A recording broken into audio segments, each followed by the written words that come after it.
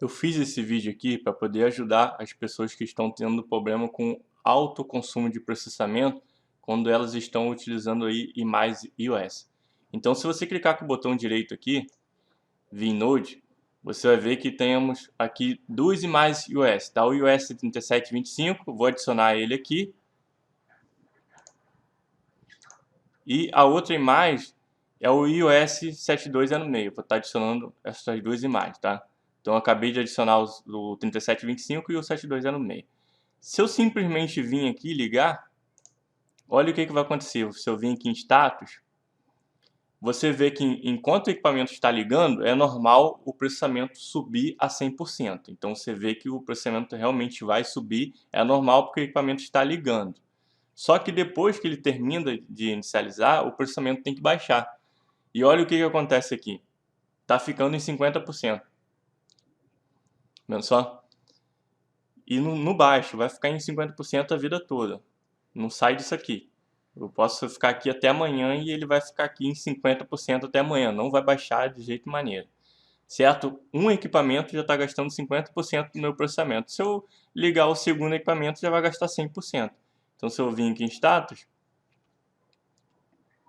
ó, subiu para 100%, você vai ver que ele não vai baixar, vai ficar em 100% a vida toda. Com apenas dois equipamentos iOS, tá? Você presta atenção que são os equipamentos iOS que fazem isso. Vai ficar em 100% a vida toda. Como que eu faço para resolver isso?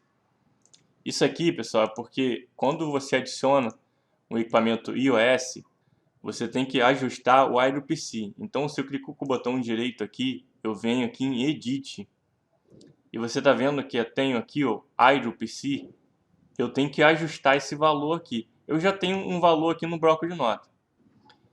Então, olha só.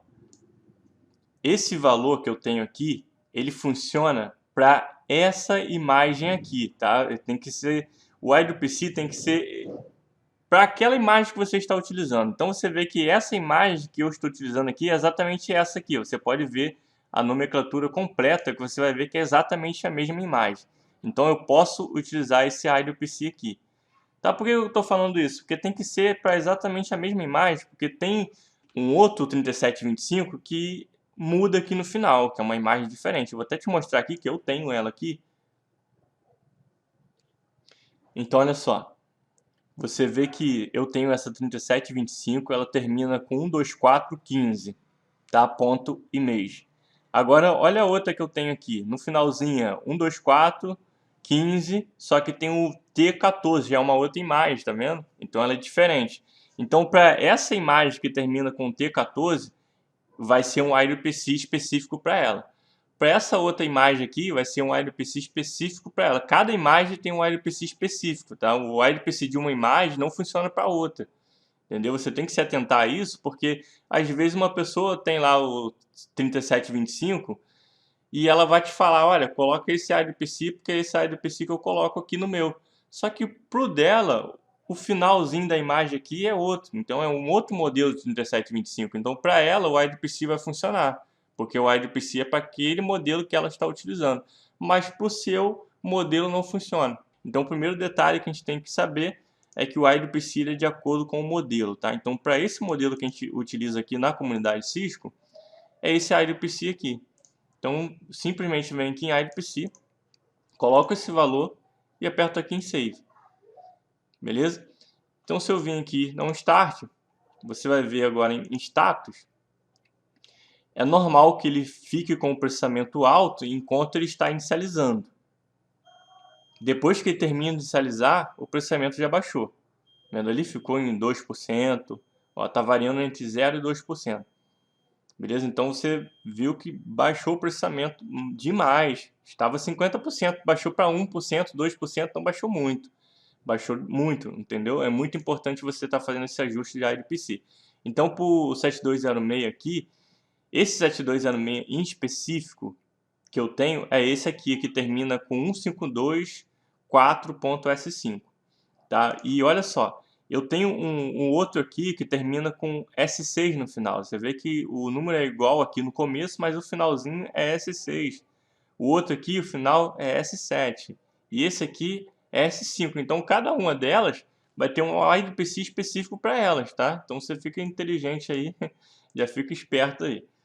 Beleza, então para essa que termina com S5, que é a imagem que a gente utiliza na comunidade Cisco, você vai ter esse IDPC e vai ter esse. Qualquer um dos dois você pode utilizar que vai funcionar muito bem. Vou fechar aqui, beleza? Então eu coloco aqui. E agora eu venho aqui, vou dar um Start. Então se eu vir aqui em Status, você vê que está alto, é porque ele está inicializando. Tá? Eu acabei de ligar o equipamento, então está com processamento alto. Mas depois que ele terminar de inicializar, ele vai baixar. Então, ó, viu? 1%. Você viu que antes eu tinha 2 equipamentos e já estava ficando com 100% de CPU. Tá? O uso do CPU já estava em 100%. Agora eu estou com os mesmos 2 equipamentos e o processamento está entre 0% e 2%. Olha só que beleza, 0% ali. Ó. Vendo só? Então é muito importante que você faça isso. E olha só, detalhe importante. Esse não é um problema do IVNG, esse é um problema da imagem iOS, tá? Se a pessoa for utilizar o GNS3, que é um outro emulador, se a pessoa lá no GNS3 for utilizar o equipamento iOS, vai acontecer a mesma coisa, vai ter que ajustar o IDPC. Então isso aqui não é um problema do IVNG, é um problema da imagem, tá? E olha só, eu tenho esse IVNG Community, né, que é o IVNG Free. Aí tem a versão Pro, né? Temos a versão do IVNG Community, que é outra versão mais atualizada do que essa. Então temos várias versões do IVNG. Então, em qualquer versão do IVNG, você vai ter esse problema de iOS, tá? Porque isso é um problema da imagem. Então, sempre que você for utilizar a imagem iOS, você se atente para alterar o IDPC. Tá? Eu estou te falando isso bem detalhado, porque olha só, eu já vi pessoas falar: ah, aqui no meu IVNG eu não preciso ajustar o IDPC. Tá? No meu IVNG eu estou utilizando o IVNG versão Pro, você está utilizando a versão Free. Isso aí é um problema da versão Free. Não é. Então, o que acontece? Essas pessoas que falam isso, simplesmente você vai olhar, elas estão alugando um servidor super parrudo, tá? Com um Xeon lá bem parrudo, um servidor bem parrudão mesmo.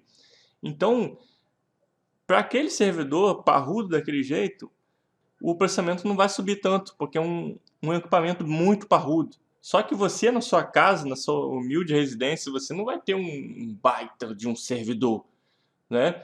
Então a gente está falando aí de servidores que as pessoas alugam na internet para todo mundo acessar aquele servidor compartilhado. Então, claro que aquele servidor que você está pagando para alugar e outras pessoas, várias pessoas estão alugando o mesmo servidor, então um servidor compartilhado, lógico que tem que ser um servidor super parrudo. A pessoa tá vendendo um serviço, né, que é um servidor alugado, então a pessoa tem que botar um servidor parrudo para isso, para poder suportar.